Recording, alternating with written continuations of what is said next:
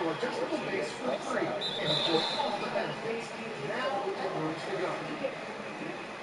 During this pandemic, so many Americans have fallen behind on rent, but one state is planning to pay it all off for many residents. Here's Steve Patterson with that. Like millions of Americans, Jane Bailey was devastated by COVID, but not because she got sick. We haven't just been living through the pandemic. We've been living through the pandemic while wondering every night when we go to sleep if we're going to have a roof over our heads the next night. Bailey is a freelance screenwriter in an industry halted by the shutdown. Not without a gig, she fell behind on rent and says she's constantly worried about being kicked out. You've looked at the camping gear in the garage. Yeah, we've checked it. Yeah, we've checked it to make sure that there's no risk to tariffs and that sort of thing. In California, nearly 1 million renters are more than $4,700 behind on rent. We basically just quickly remove tenant protections before people are able to get back to work. We're just going to create the conditions for an eviction tsunami. To stop that from happening, state officials have announced an unprecedented $5 billion rescue package for renters that will pay off 100% of rent for tenants who can prove financial hardship from the pandemic and make less than 80% of the median income where they live. California's previous rent relief plan paid up to 80% of unpaid rent, but tenants say it's hard to apply, and landlords say it's hard to get paid. If the owners are relying upon that money to pay mortgage and property taxes and insurance and maintenance, our owners have to dip into other reserves to make sure those obligations get paid. A way forward, offering a little peace of mind. It will absolutely set people's lives back on course again. Steve Patterson, NBC News, Los Angeles. And in neighboring Nevada, Las Vegas is betting Americans are ready to travel to destination cities once again. Gail Houlihan taking us inside the Strip's newest casino in our series, Reopening America. Good luck to you guys. Betting big on its future, tonight the stakes couldn't be higher for Las Vegas, as one of the cities hardest hit by the pandemic bounces back in a way only Vegas can. But casinos and bars are thriving. Resorts World, the newest casino on the Strip, just opened its doors. Is this the best time or the worst time to open branches? I would say it's the best time. People want to get out, have fun. There's no better place in Las Vegas. For the city that never sleeps, it took a pandemic to bring the Strip to a standstill. In April 2020, Las Vegas had under 107,000 visitors. But this past April, the number swelled to more than 2.5 million. That's no rebound. It's a striking comeback. A visitor increase of more than 2,307%. While the House may never lose, the estimated economic impact of the shutdown was $34 billion last year. 98% of culinary union members were laid off. Today, 50% are still not back on the job. The joy of getting back to doing magic was overwhelming. Penn of Penn & Teller says show must go on. I was so happy to be at the theater. It was like being the Beatles in '65. I mean, we could do no wrong. You could say Vegas is betting on a strong hand, banking on a comeback that doesn't come with a setback. They're even hoping the news about what happens in Vegas doesn't stay in Vegas. Tonight, seeing the good in Sin City. Town's betting for you to win big. Miguel Almaguer, NBC News, Las Vegas. And up next for us tonight, heading to Tokyo and inspiring America with the sensational 6. A lot of people think dealing with COPD is a walk in the park. If I had something to help you breathe better, everything would be fun and nice. But I still have bad days, flare-ups, which can permanently damage my lungs. You say what? My lungs need protection against flare-ups. So, it's time to get real. Because in the real world, our lungs deserve the real protection of Breztri. Breztri gives you better breathing, symptom improvement, and flare-up protection. It's the first and only COPD medicine proven to reduce flare-ups by 52%. Breztri won't replace a rescue inhaler for sudden breathing problems. It is not for asthma. Tell your doctor if you have a heart condition or high blood pressure before taking it. Don't take Breztri more than prescribed. Breztri may increase your risk of thrush, pneumonia, and osteoporosis. Call your doctor for some breathing, chest pain, mouth or tongue swelling, problems urinating, vision changes, or eye pain recur. For real protection, ask your doctor about Breztri. Are you tired of clean clothes that just don't smell clean? What if your clothes can stay fresh for weeks? without a tap. Downy Unstoppables in-wash scent boosters keep your laundry smelling fresh way longer than detergent alone. Pour a cap of Downy Unstoppables into your washing machine before each load, and enjoy fresher smelling laundry.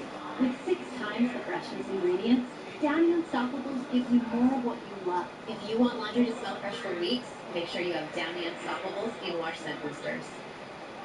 If you just want a slice of pizza, you don't buy the whole pie. So you don't spend all day on your phone. Why pay for more than you need? For as low as $20 a month, you can get talk, text, and data from Consumer Cellular with no contract and connections on the nation's largest wireless networks. You'll also receive award-winning support. Consumer Cellular has received the J.D. Power Award for highest customer service again. Plus, AARP members get exclusive discounts. Switch today and get a $25 credit on any new line of service. Call, go online, or find us at Target. I'm still exploring what's next and still going for my best, even though I live with a high risk of stroke due to AFib, caused by a heart valve problem. So if there's a better treatment than warfarin, I'm reaching for that. Eliquis is proven to reduce stroke risk better than warfarin, plus has significantly less major bleeding than warfarin. Eliquis is FDA approved and has both. What's next? I'm on board. Don't stop taking Eliquis unless your doctor tells you to, as stopping increases your risk of having a stroke. Eliquis can cause serious fatal bleeding. Don't take Eliquis if you have an artificial heart valve or abnormal bleeding. While taking Eliquis, you may bruise more easily, and it may take longer than usual for any bleeding to stop. Seek immediate medical care for sudden signs of bleeding, like unusual bruising.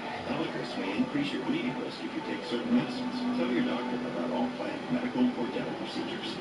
Ask your doctor about Eliquis, and if your ability to afford your medication has changed, we want to help. Hi everybody, good morning. Welcome to Today Futures Looking Down. Let's get this party started. Live music is officially back on the plaza. The 5th edition of Marathon.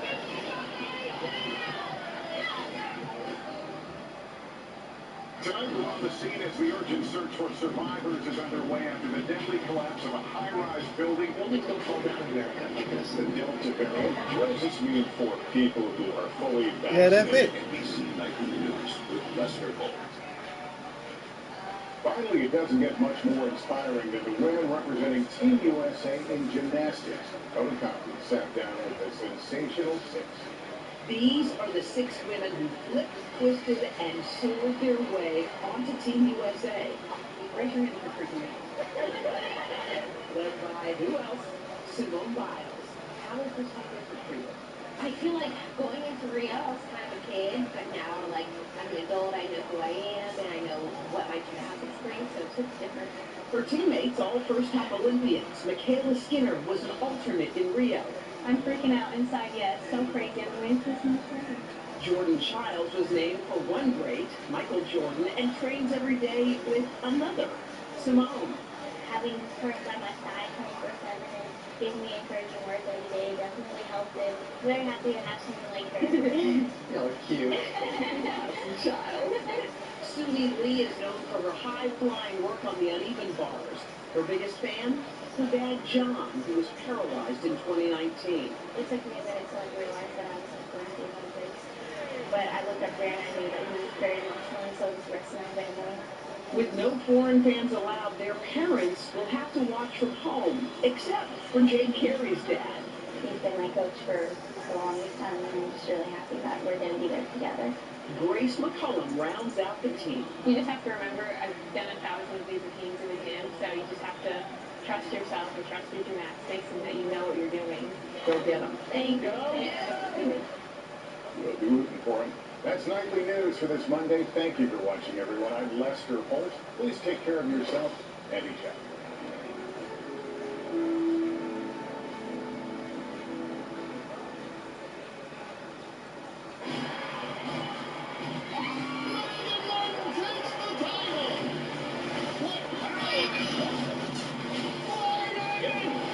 Outstanding, Your Majesty! American Video tonight on NBC. Live, local, now, this This is WSFA 12 News at 6.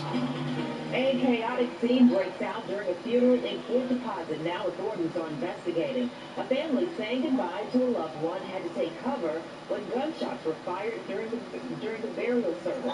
WSFA 12 News reporter Brian Henry talked to family members still shaken by what happened. It's really sad. It's really sad. For the Gibson family in Fort Deposit, it felt like hell had surfaced up from below. It's very strange. It's like something that you would see happen in a movie. Katrina Gibson is still in shock. They went to shoot. Everybody hit the ground. Pandemonium in the midst of it all. No one intended or expected anything like this to happen. Family members say they were just steps away from lowering James Gibson's body on the ground when suddenly a vehicle with 4 people inside drove in the cemetery, flipped around with loud music playing. They was asked to turn the music down. Basically, they instigated from there. A lot of cussing, profanity that went on, a lot of cussing. Katrina Gibson remembers hearing around 8 or 9 shots. 4 people were hit, including Gibson's other brother. He was shot over that way. According to the family, 47-year-old Jerry Lee Gibson died on the cemetery grounds. That's what we all don't understand. And we're still trying to figure that part out. The remaining 3, a mix of relatives and a family friend, are expected to recover. Fort Deposit Police tell WSFA 12 News their investigation continues and indicated they would call a news conference later this week on the shootings. Thanking you, Lord, for this opportunity.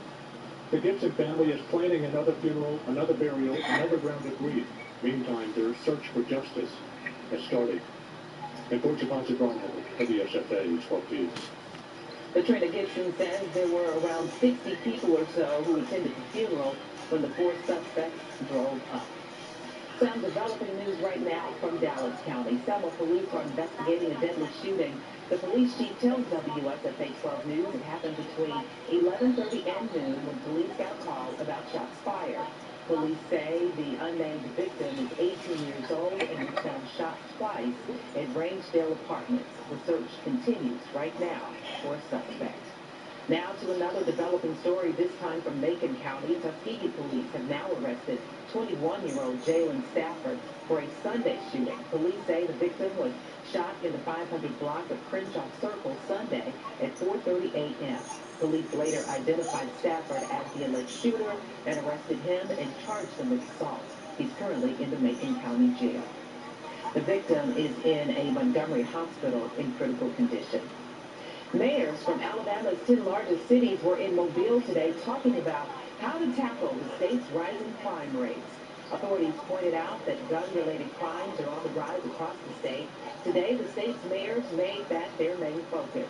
At a news conference this morning, they laid out challenges and factors to fight crime at a coordinated city level. As it relates to any type of crime, much less violent crime, there are various parts of the equation.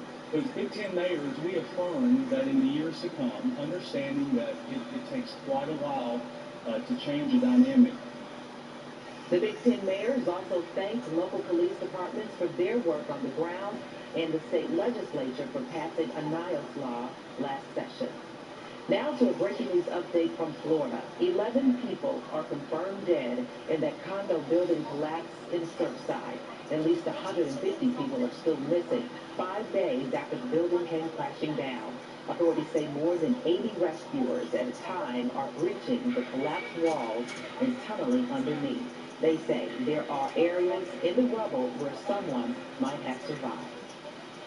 And they have been every minute of every day since the building collapsed trying to identify survivors. They're putting themselves at risk in order to do that, not only because you could have additional collapse, we've had deep-seated fires that they've had to fight. It's been an incredibly hazardous environment, and they've been on the scene nonstop from the very beginning.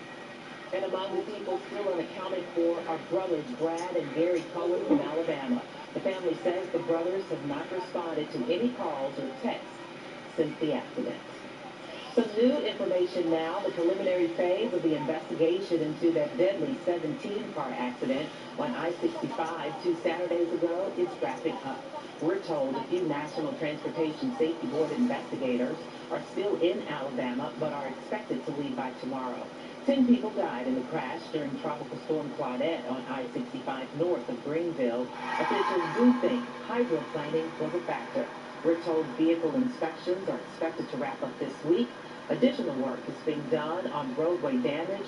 Witness and first responder interviews continue as well. A memorial service is now set to remember the 8 children of the Tallapoosa County Sheriff's Youth Ranch who were killed in that wreck. It's set for July 15th at 1 p.m. at the Auburn East campus of the Church of the Highlands. Well, we have a new tropical storm that formed today, but it's in the Atlantic Ocean, headed for the coast tonight.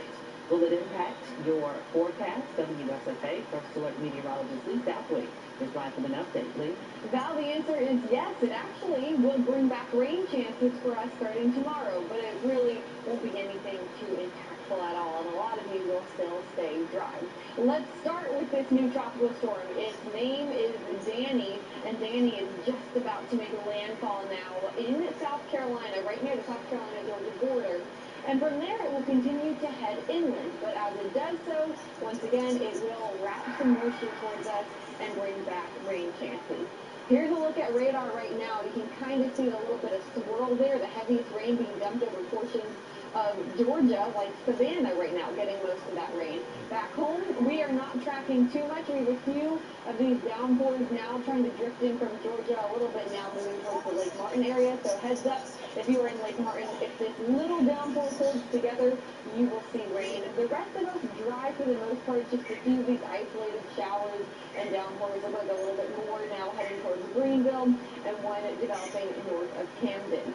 So that's it for today, but tonight maybe a few more of these showers, and tomorrow, again, just a few more pop-up showers and thunderstorms. The rain chances do increase as we head towards the weekend.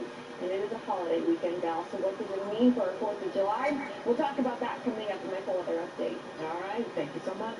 Well, the president of the Alabama Hospital Association warns that COVID is far from over. He points to low vaccination rates as our state's biggest weakness. Don Williamson says although older people are the higher risk group, younger people can still spread it. Williamson says since only 32% of the population is vaccinated, many people are at risk of contracting the Delta variant, which is doubling every 2 weeks. So the Delta variant has substantially more infections than the... You want to talk the broadcast now, wait, or you want to see it? That we may see the problem of low vaccination rates now be manifest with higher case rates. And I think we're going to see that, especially when we've got the 4th of July coming up. And the state is encouraging Alabamians who have been vaccinated to reach out to friends and family who are not and encourage them to do so. The initiative is called We Can Do This, Alabama. Well, doctors here in Alabama and across the country are monitoring infectious respiratory diseases other than COVID-19 and expecting an increase in those cases over the next several months. Alan Collins has a look at why this is happening and what you should look for. Face masks along with social distancing help reduce the threat of influenza.